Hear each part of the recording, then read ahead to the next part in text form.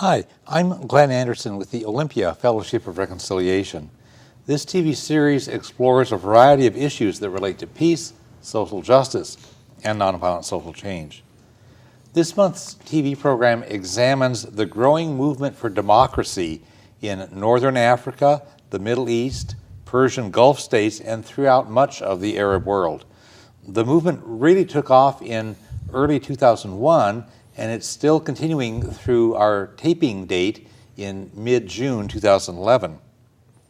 So it has been referred to as the Arab Spring. As usual, the mainstream news media and mainstream politicians have failed to understand or talk about some of the important aspects of this, and they've described some aspects inaccurately, especially reflecting a U.S. government bias, rather than understand the authenticity of the people themselves in those countries. Our guest for this program is Steve Niva. Steve Niva teaches international politics and Middle East studies at the Evergreen State College in Olympia, Washington. He's written about U.S. foreign policy and the Middle East for Middle East Report magazine and other publications, respected periodicals such as Foreign Policy in Focus. He writes especially about unconventional and asymmetrical warfare, and he's currently writing a book on Israeli military violence and Palestinian suicide bombing. He recently spent almost a month and a half in Turkey and a few weeks in Lebanon, and he lectured at American University in Beirut, Lebanon. I've hosted Steve Niva as a guest in this program a number of times because he is so knowledgeable about the issues, so insightful in analyzing them, and so clear in explaining them so our viewers can understand, even if the viewers don't already have a big background on the topic. So welcome, Steve. It's good to have you back here as a guest again. Thanks a lot, Glenn. I appreciate it. This will be fun, and we'll get a lot of good information out. Yep. I want to start with the big picture. Why has the Arab world's democracy movement, especially 2011's Arab Spring, emerged and grown? What are the underlying factors behind this? Yeah, I think these aren't that well known, but first let me say that having just spent time in the Middle East, the Arab Spring, the uprisings we've seen across the Middle East, and particularly the Arab countries, is unprecedented and historical. I think we're going to be thinking about what's happened right now this year. Maybe you remember watching the developments in Egypt on your television, Tunisia, and elsewhere. We're going to be talking about this for many years to come because the region will never be the same. But what's behind it are probably four things, and they're not talked about enough. The first is the obvious one, the lack of democracy across the region, dictatorships where votes are rigged, elections are fraudulent, and so on. If they even exist at all. If they even a lot are of monarchies. Absolutely. Yeah. The second is what I would call police state impunity. In nearly all of the Arab countries, you have police states, and the police and the Secret Service and the secret police, etc., were essentially running with impunity. They were torturing, they were arresting without cause. They had complete impunity. The third is an economic crisis, and this has several dimensions, but the most important would be corruption across the region. Many of these countries basically had turned the countries into family businesses, more or less, to enrich them and their relatives or their close circle of friends and colleagues. And the last one, I would say, is a massive youth bulge that in the Middle East, over 40 to 50% of the population is under the age of 30. And they're looking at a situation where they don't have democracy, they don't have a say in their rule, they are afraid to go out on the street or to participate in any kind of public life because of police states that are out of control. They have no economic opportunity, and they're aware of the wider world because of globalization, communications technology, and so on. And all it needed was a spark. Well, and we should probably dismiss the notion that, oh, this was just caused by Facebook and Twitter. Yeah, absolutely. People in the Middle East are already making jokes about this because there's no question that Facebook and Twitter and these sort of social networking tools are what, like in military language, you say force multipliers. You know, they can increase activity and synergy and interconnectedness. But basically, the Arab democracy movements have come out of people taking action in the streets. Right. And what's really important here, not violent action, actually nonviolent action that confronts power and is willing to risk everything in that confrontation. In that sense, it reminds one a lot of the revolutions of 1989, the fall of the Eastern Europe, the Soviet Right. bloc of countries in Eastern Europe, which and was so on. overwhelmingly nonviolent. Absolutely, yeah, and creative and full of life and art and music and Right, and doing things that are kind of internally based. Yeah. This is our way of doing it Yeah. here in our country. We'll do it our way. Your country may do something a bit different. That's fine, but this comes genuinely from the people. Absolutely, it comes from your average, normal, everyday people, and that's another reason why the overemphasis on Twitter and Facebook is a little bit misleading, because it's not just tech savvy or just youth behind these uprisings. Actually, it's people across every area of life. Yeah, and although young people were well represented, there were middle-aged and older people out there. I Absolutely. read something just this morning.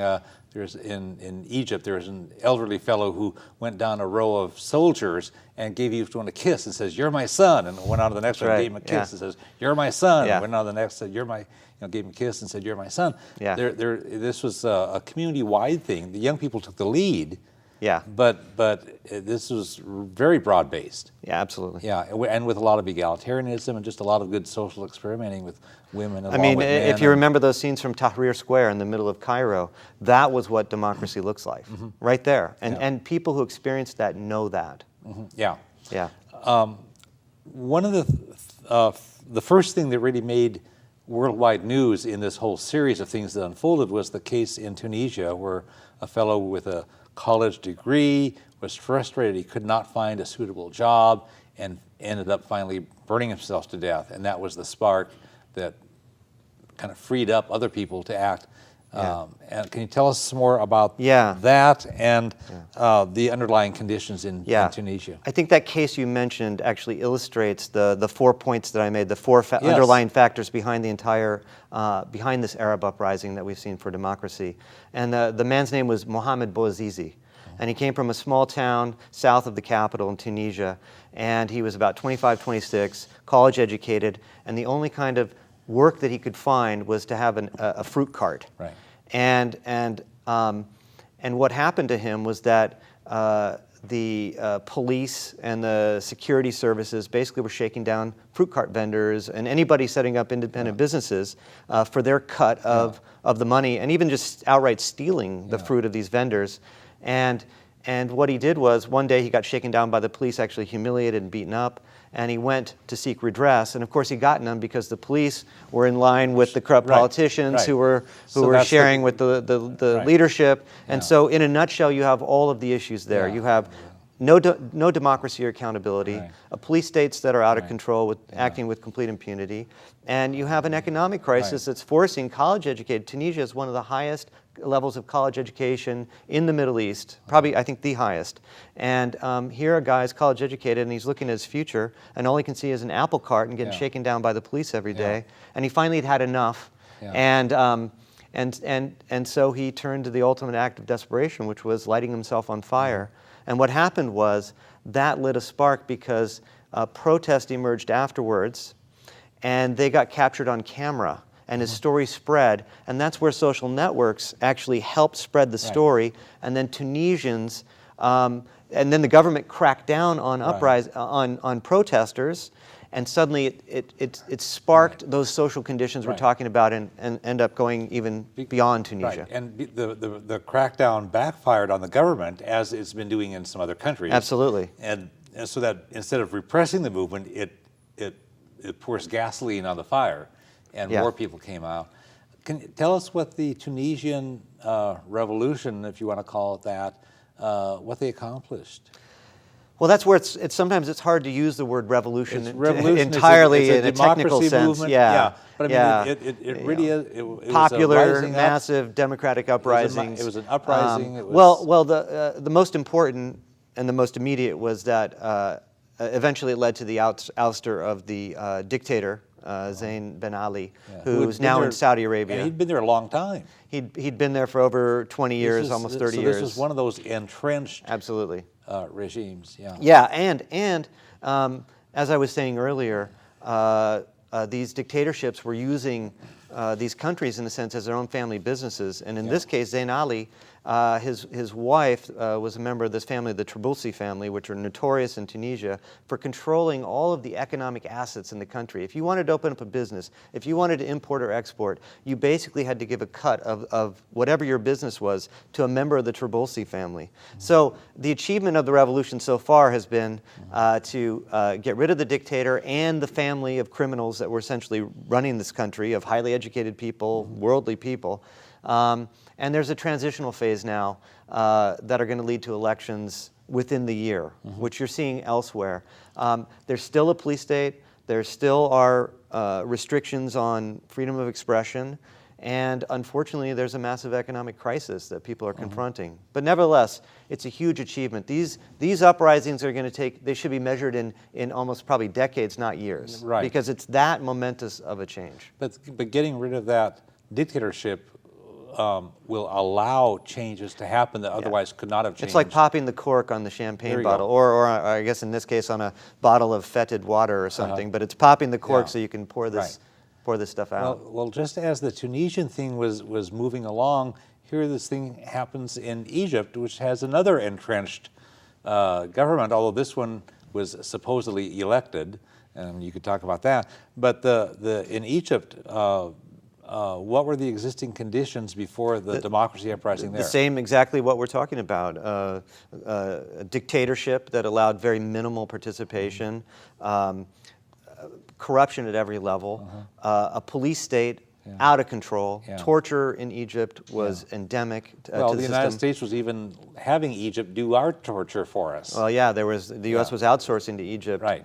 But I mean, if you were an Egyptian, quite often, and I've heard this many times from Egyptians, having spent a lot of time there, the last place you ever wanted to be would be in a local police station, because anything could happen there, and there was no oversight and no accountability. Nothing good can come from that. And then lastly, the Mubarak family, just like with Zain Ali and the Trabulsis, the Mubarak family was essentially enriching themselves and their cronies on the wealth of the country. And the corruption was out of control, and poverty is out of control. And this was overseen, let's be clear about this, through wholesale IMF and World Bank policies over the last 20 years, pushing this neoliberal economic model, this belief in completely unregulated free market system, which has never worked historically, a completely unregulated market system, which ended up meaning if you privatize a state business then that was once run by the state, then a crony of Mubarak would essentially take it over at a cut rate price and fire everybody simply to make maximize his profits that he could. So a system completely broken is what you had there. So that same pattern, pattern, and a big youth population, and a big youth population with a lack of economic opportunities for people coming along. Huge youth population. And let me add one thing: the difference from Tunisia. There were courageous activists in Tunisia, people opposing the regime and fighting for labor rights or other things. But actually, in Egypt, the key story that's missed by the mainstream media when they say, "Oh, it was Facebook and Twitter," is and they played a role, but that was built upon three very powerful movements that emerged over the last decade. One was a labor movement. Over 2 million Egyptians had participated in labor strikes, fighting for basic wages and jobs and so on. There was a democracy movement that was emerging, calling for free and fair elections, opposing this rigged and fraudulent elections. And there was a growing movement around police brutality and police state brutality. And actually, a couple of these were networked on social media sites. For example, one was called We Are Khalid Said, who was this young Egyptian who was in an internet cafe once when these corrupt policemen were shaking down people. They took him, they picked him up, and within 2 hours he was found beaten, bloodied, and dead in Alexandria.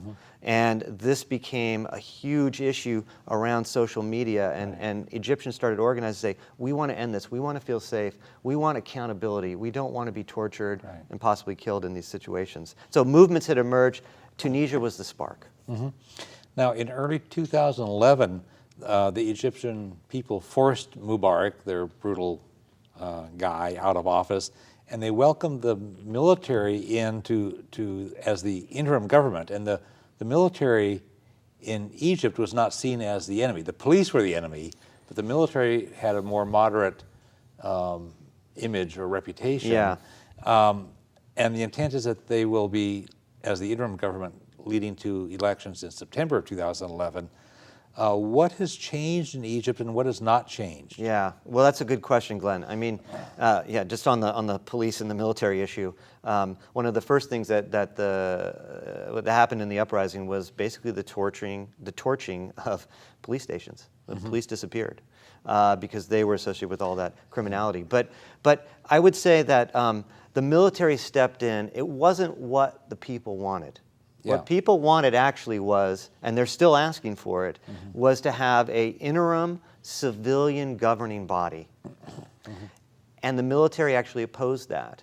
The reason why the military has some credibility is because of the compulsory service in Egypt. Everybody has a member of the family who's in the military, who's been in the military, and it's largely been non-political, even though it was completely aligned with the regime. It wasn't acting on its behalf against the people. So it had a modicum of credibility. But really, this is something that most Egyptians want to end as quickly as possible. Right. And the military has basically prevented that right now. So what has changed? Well, again, Mubarak's gone. The gang at the top of corrupt cronies, those guys are gone, yet at so many other levels in Egypt, there still is that entrenched corruption. So that's still there. And the military have a lot of status, and there's an elitism in there. They're kind of an elite stratum of society. They run a lot of businesses, they have industries, right, they so own... they still have, still have some of that they still do. stuff. And they're interested in preserving these privileges. Right now they've got a good status quo because the guys over them are gone. Yeah. And so now they're the top guys. Yeah. And so it's not quite like they were portrayed sometimes in the U.S. media, but it's not as really being sort of the honest institution. No, they've got their own self-interest. Right. But it's not what the people wanted really in the democracy movement. No, it's not what they wanted, actually. No. They wanted an interim civilian leadership that would lead to elections. So what's going to happen? I mean, well, not... So what's changed? What hasn't? There's a huge economic crisis, and actually the economic crisis is worse now. And there's a desperate need for intervention. So what's coming up will be elections in the fall of 2011. September, isn't it? Yeah, there'll be parliamentary elections, and to be followed by a presidential election. And part of this will be writing a new constitution. And I think that's actually the most important issue. We'll be writing a new constitution. That will be a signal of what kind of change and heading towards democracy or not, and so on. In some of the Latin American countries, the issue of writing the Constitution has been a major thing, and that's where the politics get played out, and the people kind of jostle for what your vision of the future ought to be and where your power blocks are and stuff. So that would be interesting to watch that. Yeah, but I mean, we should be clear, though, that given the level of corruption and the 30-year rule, this is going to take a long time. You can't It's a long time for Egyptians. They've just started this process. And we'll talk about this more later, but they need all the help they can get right now. Now, after Tunisia and Egypt, then the American people were hearing a lot about Libya. And there's sort of an east part of the country where a lot of the oil is, and that's where depending on what you want to call them, the rebels or the whatever came up, and the capital and the support for Gaddafi, the dictator who's been there for decades, is more toward the west. And the movement spread in a number of other countries. We'll talk about some of those other countries in that region. But let's talk just a bit about Libya's background and democracy movement and current situation. So what's going on as of mid-June in Libya? Well, I think the most important thing to say is that unlike Tunisia and Egypt, the regime decided to stay and fight. Gaddafi and his gang, similar conditions, his gang of corrupt cronies and his family have decided to fight to the finish. And so what happened was you had, again, I think, a largely popular democratic uprising with some of the same aspirations. I think there's a few myths out there that, unfortunately, I've heard repeated in a variety of circles, usually in circles that I often will respect. But Gaddafi likes to portray himself as having been a progressive anti-colonial leader who stood up for African rights and things like this. Maybe that was true for a brief period of like 3 to 5 years, but ever since then he's been a fraud. Right.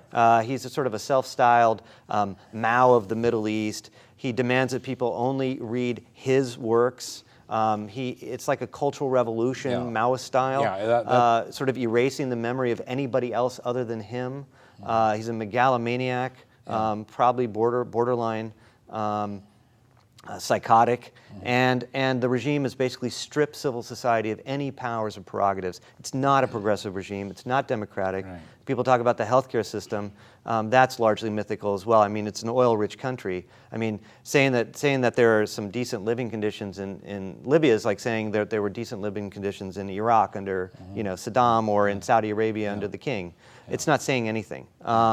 So let's be clear about that. So people were rising up against, I think, those conditions. The movement that rose up is a combination, just like in all these places, a combination. But it was largely led by democracy activists who basically want basic freedoms, just like what anybody else wants. And they emerged in the East, but they also emerged in the West too. Right. But they were brutally clamped down at the beginning. Right, but there was a lot more of them, or a lot more of that. They had a lot more success in organizing it on the eastern part of the They did. country. They did. But I think there's two things to point out here. One is the brutality of the regime's response. Yeah. They said, no, we saw what happened in Right. Tunisia and Egypt. We're going to fight to the finish. Right. We're going to show a different kind of medicine, very brutal, mercenaries, snipers, etc. But then the opposition, and I want to be very clear here, either it was a strategic missed opportunity, or they were goaded into it, or a variety of combinations, but they actually took up weapons. Yeah. And that's also a difference from the other. And in some sense, they started to play the game of the regime, which has produced this stalemate. Right. One could argue, I mean, we're not there. It's easy to judge from the outside, but it may have been a mistake in their part because they may have played into the regime's hands. So right now we have a stalemate, and of course, NATO decided to act. Right. With U.S. backing to protect the at least it claimed to be protecting the uprising. So when the opposition took up arms, it became sort of a civil war. Yeah. And now we have well, between a regime and opposition, sort of. but I mean, but sort of. I mean, there's that as opposed to a nonviolent uprising like Tunisia and Egypt, Exactly. where you can tell clearly who are the good guys and who are the bad guys. Yeah. And now some folks have weapons. The government certainly has a lot of weapons. NATO comes in on one side with really heavy-duty weapons. Yeah. And because I mean the situation escalated into armed conflict, and on that plane, the rebels were going to lose. They were going to get crushed because and they massacred. were overwhelmed. Yeah, absolutely. Yeah. And that created the situation where NATO moved in, and let's be clear about this. Again, I think that there's some real misunderstanding here. NATO moved in not because it wants Libya's oil. It's not an old-fashioned imperial oil grab like for example, the U.S. in Iraq, which has a lot of that, or other cases. NATO moved in, and the U.S. backed it for two reasons. One was the European countries desperately feared a crisis situation in Libya that would lead to a floodgate of migrants crossing the Mediterranean. Well, this is a huge issue for them. Right, and Europe. I don't agree with it. I think they could have better policies regarding immigration and so on, but they feared this. Yeah, and throughout Europe, immigration, especially from Mediterranean countries, Africa, and Turkey Middle East, and stuff, that's been a huge issue. It's been very upsetting and even destabilizing. Stoked a lot of to xenophobia and racism in Europe, etc. And so they wanting to prevent that from that's one happening. motivation. I mean, from our standpoint, we might not see it so much, although immigration is a big issue here. But in Europe, actually, they've really similar. It's been very, very polarizing. Yeah. In countries where you wouldn't expect it to have been polarizing. And then the second issue, though, it's oil, but not the way we think. Basically, I believe my analysis is that what they feared was that you would have a stalemate between the regime actually and the rebels, and of course there was some truth to the notion that the regime was going to massacre the rebels when they called for the no-fly zone. I actually believe that that's true, but they feared that with the stalemate situation that they were going to have to impose sanctions on Libya and sanctions on Libyan oil. Yeah. And in that sense, taking oil off the market with prices as high as they already are will lead to massive disruption.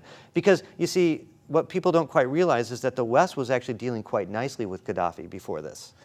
Oil was flowing. Bush had George W. Bush had made some accommodation with Gaddafi just a couple of years, right toward the end of his term. Gaddafi was no progressive, anti-imperialist leader. That's all nonsense. He was kind of neutralized, though, as far as the U.S. was concerned. The U.S. was dealing quite nicely with Gaddafi and getting oil. So this was more about disruption at this time, and I think there's a last factor. I also think, in a sense, that it was an attempt to make amends, because the U.S. had acted so slowly, Europe had acted so slowly in Tunisia and in Egypt, that they also, for PR purposes, wanted to intervene. Right. So let me be clear about my position, which is that I actually believe that a no-fly zone initially, I think there was going to be a massive massacre. I think it was going to be a huge setback, and I think a no-fly zone was actually legitimate. The problem now is that it's gone from no-fly zone to regime change, and that's what it is. And that's war. That would require congressional support, War Powers Act. So now I think it's shifted into a situation that I think is dangerous, and it's setting a new precedent for basically war on the cheap, war on the fly, and I think this is dangerous, and I think we have other alternatives and other obligations. So. I think in the U.S., I think this is unconstitutional because it violates the War Powers Act. It might be.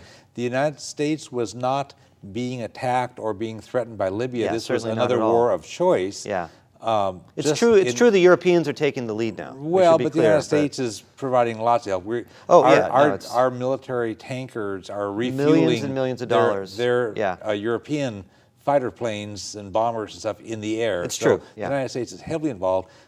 In mid-June now, a number of U.S. Congress members have sued the Obama administration, and Obama administration says, well, we're not really violating the War Powers Act because these aren't really hostilities. Yeah, right. Oh, geez, give me a break. Yeah, absolutely. I mean, this is the kind of legal phony baloney stuff that we got from the Bush regime, and Obama's repeating those kinds of things, and I find that really troubling. I think we're seeing a new kind of war even. This is almost like a war of police action. It's something new and different because it's not about troops on the ground, right? So anyway, we can talk about that some other time. I want to get into a couple of these other countries pretty briefly because we're running a bit late. Yemen, that's a nation, as you know, but the viewers probably don't. You know, at the southernmost tip of the Arabian Peninsula, directly south from Saudi Arabia. What can you tell us pretty briefly here about Yemen's recent and current political situation and the grassroots democracy movement? It's a really similar story, again, with subtle variation. But the same basic. Same basic. You have an entrenched dictator, and you have economic crisis, serious economic impoverishment, and corruption in the police forces, no rule of law, and a youth bulge, and basically people who don't see a future for themselves. I mean, you also have a few variations. There's sort of a north-south split. There are different sort of tribal family factions and clans that make it a little bit different. But really, it's basically the same. Basic dynamics are there. And the youth and people with a lot to lose basically have risen up non-violently again and challenged the regime. And Saleh, and in a very and at great risk to themselves because the regime is beating the crap out of them. He's been trying to hold on. Syria is a Middle Eastern country. It's north of Israel, then it's wedged in between Turkey and Iraq. Right. So it's kind of a vital piece of real estate there. For many years, Syria had a really nasty dictator, and when his son took over a few years ago, his son who had lived in the United States, he's an ophthalmologist. He's an ophthalmologist, And people thought, oh, finally we'll get some better guy with his son, and he's turning out to be just as bad as his dad. Apple doesn't fall far from the tree, right. does it? So, but there's a democracy movement there, and people are taking great risks to oppose that regime. Yeah. I mean, what's interesting about Syria is, again, the mirror. Here you have a supposedly secular, popular regime, and it's the father passing down to the son. So it's a family. The family runs the show. And like in Tunisia, they're closely connected to this other family called the Makhlouf family. Their last name is Makhlouf. And these Scottish. guys, just like the Trabolsis in Tunisia, they control the economy. They run everything. The corruption is endemic. And I think Syria, unlike Egypt, let's say, they're both police states. Syria's an efficient police state. Egypt's was just brutal and out of control. I forget the name of the Syrian, the heavy-handed police, nasty Mukhabarat, people. sometimes Yeah. they use this word. Yes, It means yes. intelligence services in Yeah, Arabic. yeah. So it's very brutal, Yeah. and economically, people in difficult situations. And so what happened in Syria was that people started to rise up in a particularly poor town in the south called Daraa, and again, like in Tunisia, heavy-handed crackdown, and people started to spread the word, Yeah. and it started to rise up. But the situation in Syria, like in Libya, you have a regime, and actually an interview with Rami Makhlouf, this super elite who was partly running Syria, they said we're not going to go down without a fight. We're in for the long Okay. haul, and so they brutally cracked down on the protesters. And right now, I think it's unclear whether or not they're going to actually be able to defeat the protesters and at least maintain some Right. kind of pacification for a while. But I think in the long run, they're finished as a regime. Yeah, but they're sure digging in their heels and fighting like Absolutely. heck. Yeah. There's another country I want to mention here, and then we'll get on to some other Sure. like bigger picture Yeah. things. But Bahrain, people hear about, and there's a series of islands off the east coast of Saudi Arabia. Biggest of them is Right. the island of Bahrain, but there's other islands there. The United States has military base there. The Fifth Fleet's based there. It's the huge military thing from the United States. What can you tell us about Bahrain's background, the U.S. presence there, and the democracy movement in that place?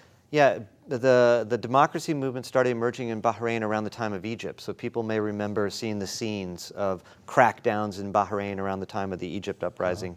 But it's actually different. It's different in some important ways. Still lack of democracy, still police states that are torturing people and suppressing freedoms. But in this case, you have one slight variation, which is that the majority of people in Bahrain come from one of the two main branches of Islam. They're Shiite, whereas the ruling family is Sunni. It's sort of like Catholics and Protestants or something like that. But a lot of these countries have those splits in them. not as much, not as pronounced as Bahrain. It's about right? 70% are Okay. Shia, Okay. and the small minority is the ruling monarchy and the family. Okay.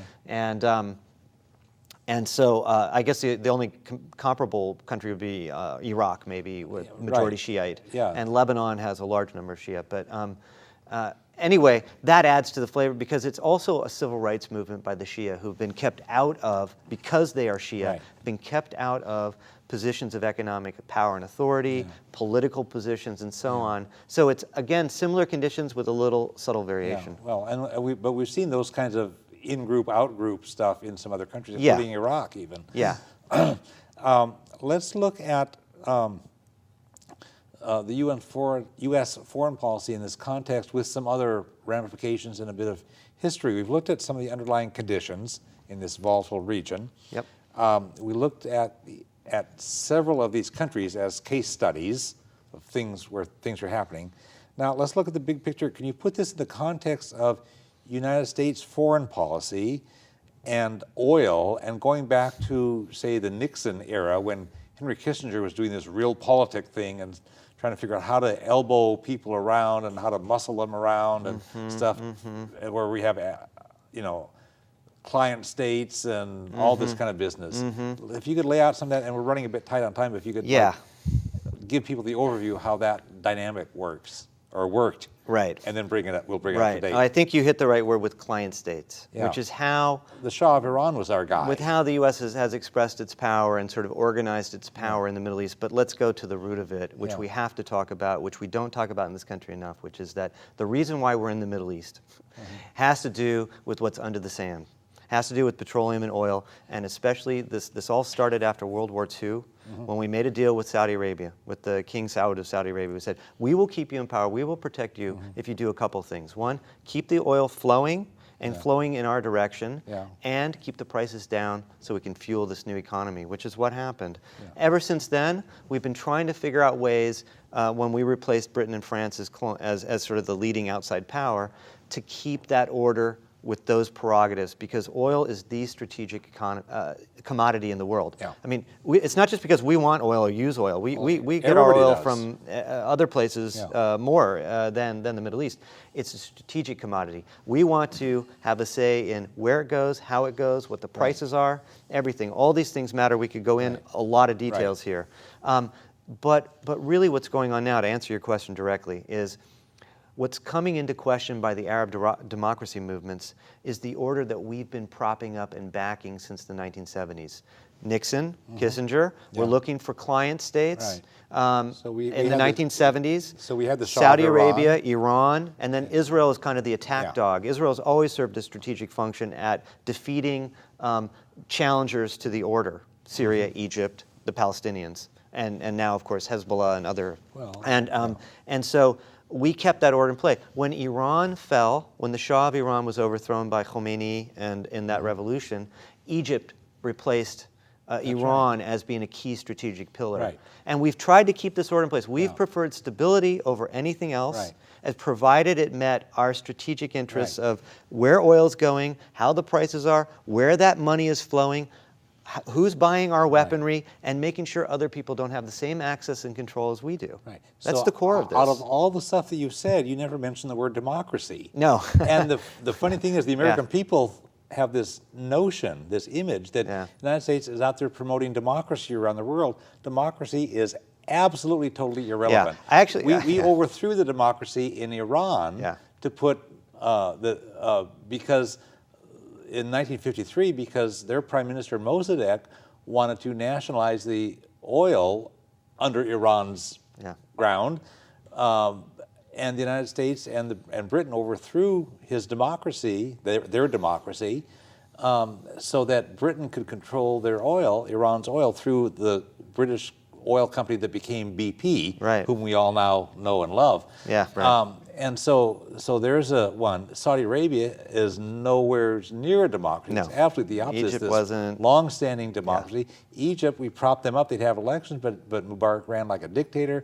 And democracy does not fit into this except as a public relations talking point to the United States voters. I actually think that the American people in general actually are smart enough that they know that it's never been part of really what we've done in the Middle East. I actually think they know that. It's just the politicians want to keep repeating this as if we're sort of stupid and blind. But absolutely, it's never been about democracy ever in the Middle East. We've never once been on the side of democracy. That's right. And not only that, it's worse than that. When there were democratic movements that emerged in the Middle East in the 50s and 60s and early 70s, who did we support? The right-wing Islamic fundamentalists. That's right. Right? Well, that's our legacy in that region, along with corrupt dictators. So no, it hasn't been. It's about stability and control, and that's the bargain we made, and that is now being called into question right now. And I think the people by in that the people region, of the Middle East, the people of that region understand that stuff. I think the American people kind of let that roll by, and they have this notion that somehow we're this wonderful nature and that we're the beacon of liberty and democracy. Everybody in the region knows this. You spend any time in the region, it's a joke. They're not fooled because they don't read the United States newspapers. That's true. Or listen to our politicians. And then some people will say, well, maybe these Arab uprisings are because of the U.S. going into Iraq and bringing democracy to Iraq. Well, 2 points there. The first is the only reason they had elections in Iraq after we invaded, because we were going to install Chalabi and his gang of thugs, was because Sistani and the Shia said, we demand we demand it. And secondly, it's in spite of this.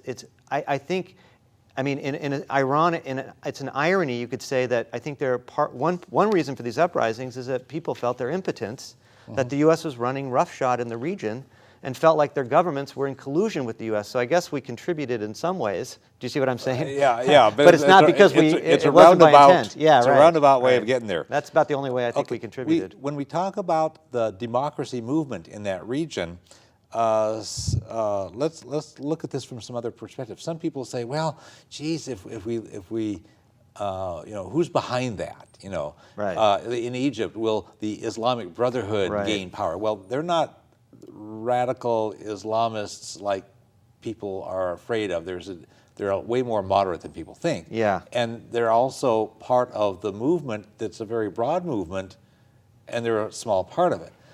Can you put some context into who's behind the democracy movement in that region? I think the most important point is that we recognize that these are broad-based, like we talked about earlier.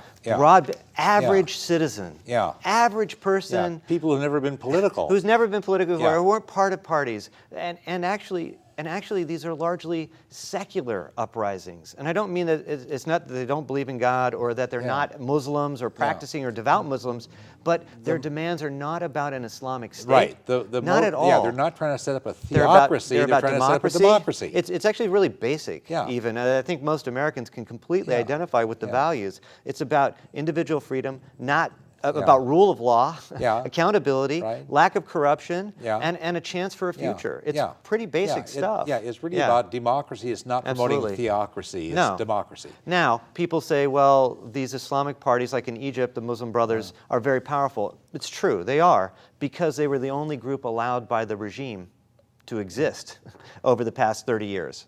And it's true that they're going to have a say, but as you were kind of hinting at, and I agree with you, they've come a long way from their early beginnings as very radical, calling for an Islamic State, and a new generation is emerging in the Brotherhood. And I'm not going to say that they are completely liberal, democratic, with a social reform agenda about economic equality. They're not. However, they have some of the best. They've provided some of the best services, clinics. They've stepped in where the government hasn't, and they've moderated politically where they're savvy enough now where they understand that if they push for an Islamic State or something like that, they're going to go nowhere. And they're going to be a player. There's no question. But my sense is there's no way that they are going to emerge dominant. And I feel that way in every other case as well, including the Libyan case. I think it's a myth to say that these are being driven by Islamic radicals. We're in a new environment. Remember I said at the beginning, nothing will stay the same. Everything has changed. We're in a new environment, and they're not going to be the dominant force. They'll be a powerful force, but not the... Yeah, and it doesn't work for us to try to roll back the clock on this, which we'll talk about in just a moment. But or to look at the old thing, we have to recognize this new world current. that's emerged. It's a new, it really is. Lately here, it's emerged. And now let's get clear about what these Sure. realities are. Yeah. You know, rather than try to hang on to the old stereotypes from the past. And some of that's just bluster and propaganda of people who actually don't want to see change. I mean, that's what Gaddafi says. He says, without me, there'll be an Al-Qaeda state here. This is what Saleh says in Yemen. This is what everybody's saying. This is what they've been saying for years. And we know now it's not true. Yeah, well, people say that all the time. You have to vote for me or else all hell will break loose or whatever, you know. Or Bin Laden's going to take over or Zawahiri. Okay, based on what you know about this region, you've seen differences in how the monarchies, and there are a lot of monarchies, they just might operate by different names. In Saudi Arabia, they call it a king, but other places they have other that's a monarchy. Royal families of whatever sort. And then there are some places where they have elections, but it's still a heavy-handed regime, and the elections may or may not be phony baloney. Can you tell us something about how the ones with electoral systems have functioned in general based on these case studies versus the monarchies? Well, it's a paradox, really. I mean, here's what you notice when you look at the Arab uprisings, and we went over a bunch of the different countries, right?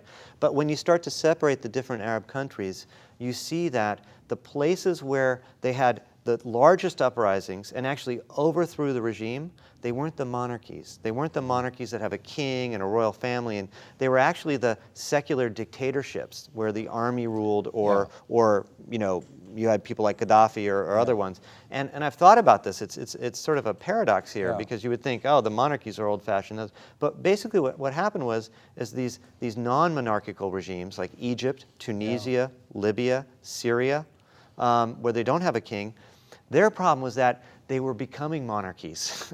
All their rhetoric. All the family corruption that you told about. Exactly, passing down. Mubarak was grooming his son Gamal. Yes. And Egypt's a republic, not a monarchy. Right. Hafiz Assad gave power to Bashar, his son. Right. Right. Zaina Ali in Tunisia, there are people who were talking about Trabulsi, about his wife or one of their children taking over. So.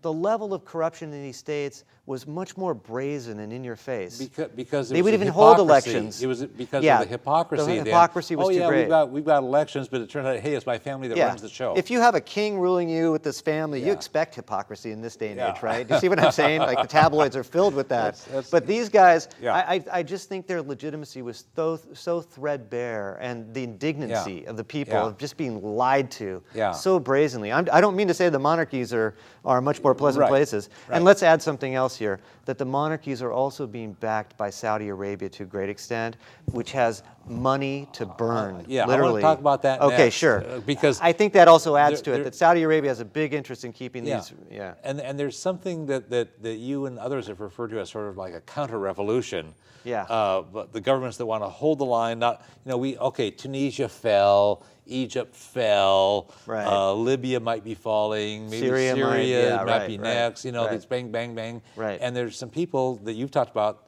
some entities, countries that want to hold the line and say, okay, that's it, we'll let Syria, if that goes that way, we'll Right. pursue a regime change in Right. Libya, but that's it. We're going to hold the line, and we're going to hang on to Yemen and Bahrain and so forth. Right.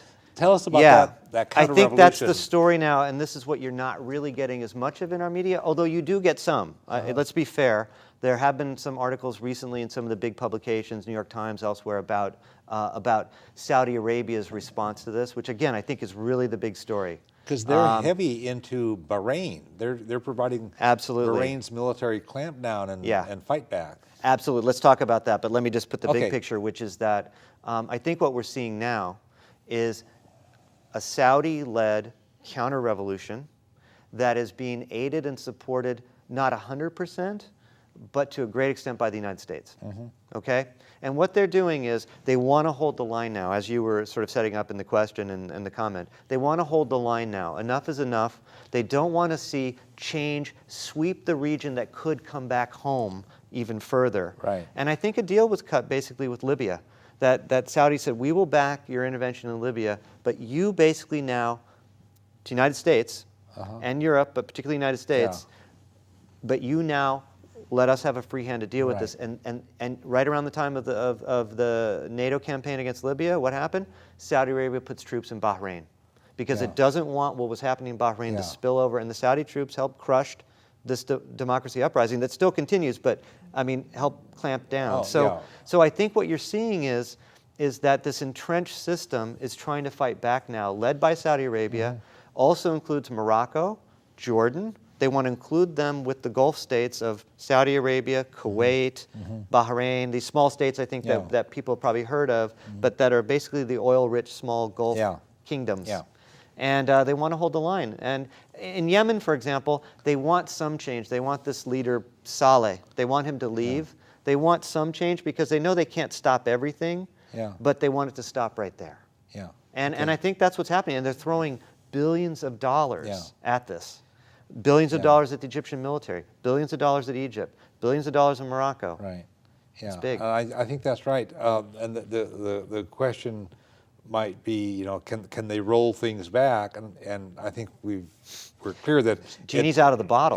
You're not going to be able to roll it back any more than you get a white backlash. The genie of freedom. After the civil rights movement in the United States in the 50s and 60s, you get a white backlash. Yeah. But we'll never return to the segregation of the 50s again, or we'll never roll back the gay rights movement and put everybody back in the closet. I mean, that'll just never happen. And I think the democracy movements in that region that we've been talking about, the ones that have made progress, those folks aren't going back again.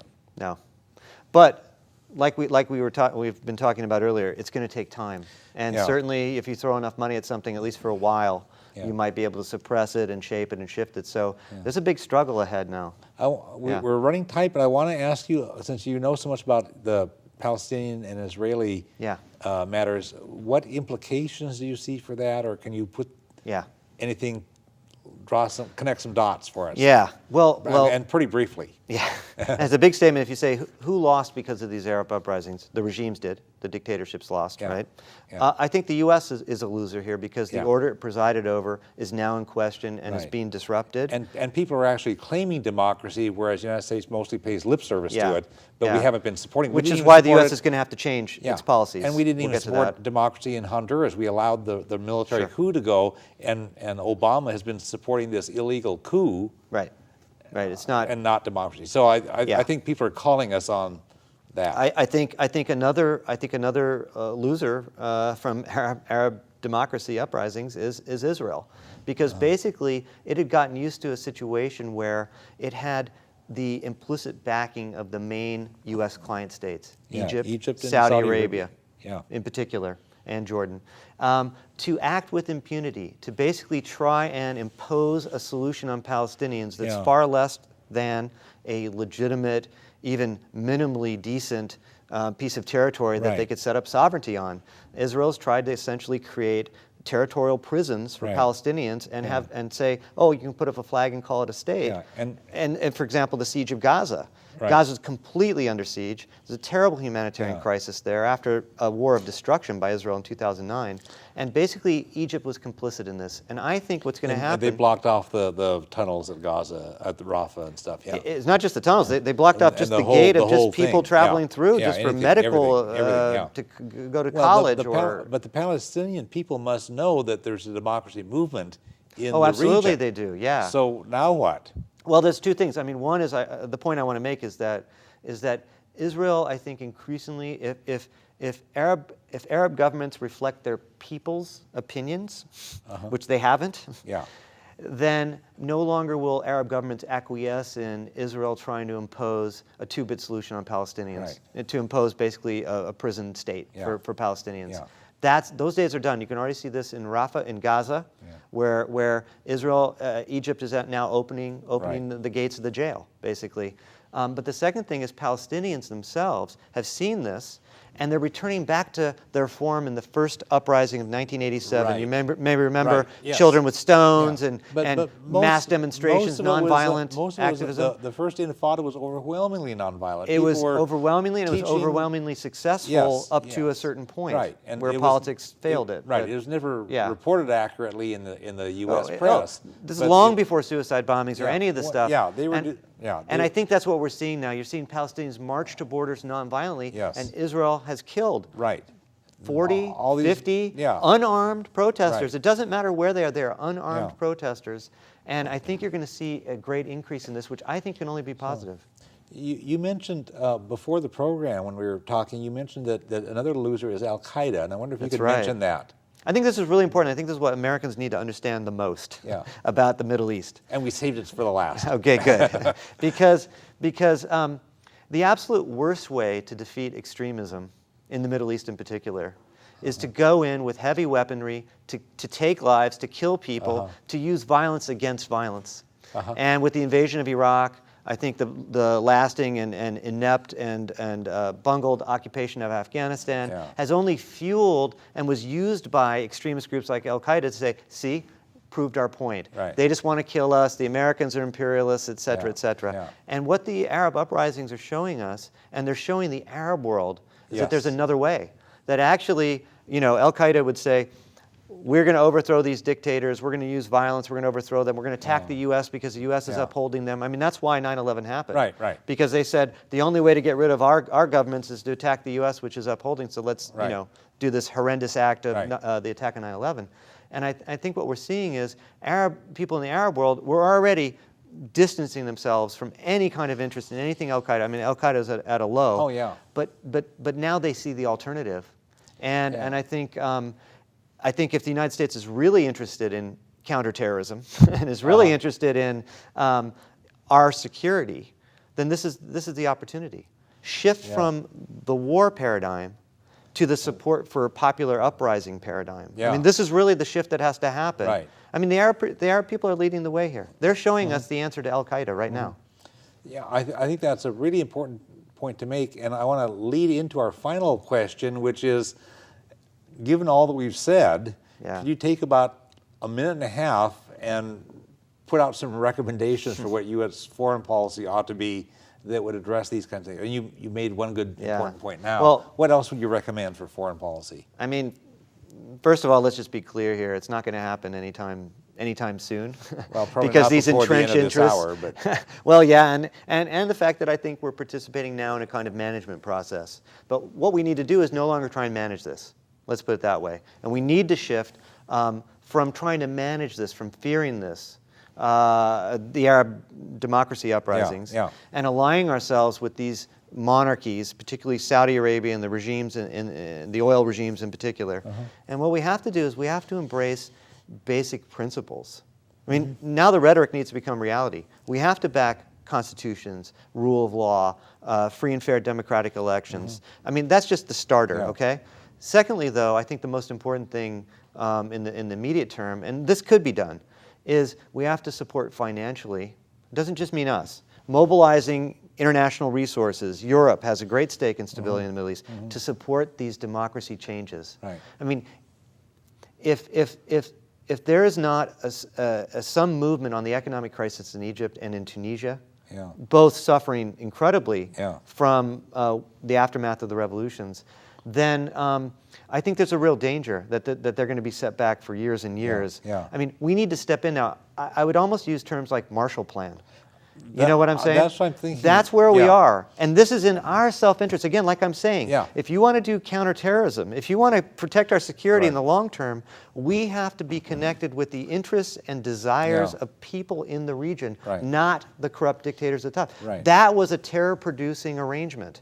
Right? Yeah, absolutely. We need to shift. And I think this is where we need to go, to supporting these uprisings. But we don't have to pick sides. We have to support principles, values, and institutions. And the Marshall Plan concept, if the money goes through reputable, credible, local, people-driven entities and not through the United States State Department or the military, which likes to fancy itself as nation building or all that baloney, or the IMF and World Bank. Well, I wanted to add that. Keep out of those guys. But there are entities that you could work it through, whether it's some other government or non-governmental. International institutions. Yeah, there are some. Or these new elected representative governments that will come into power. You can transition through that. But the money's got to be funneled. And we've got the money because we're spending it in Afghanistan and Iraq now. That's right, How much does it cost us? We've spent, by many estimates, $1 trillion.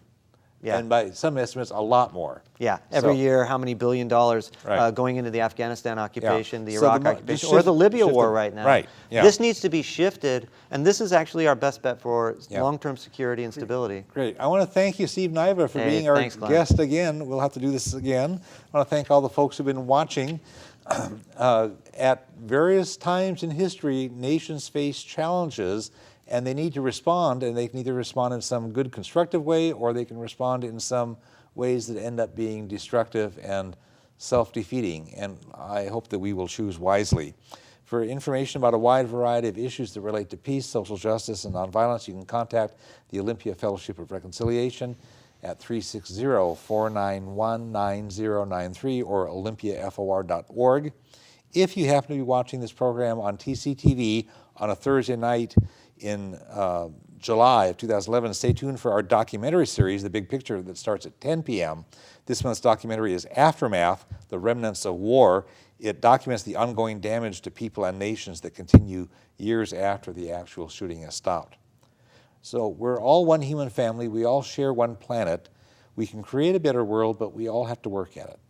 And the world needs what you have to offer. Thanks.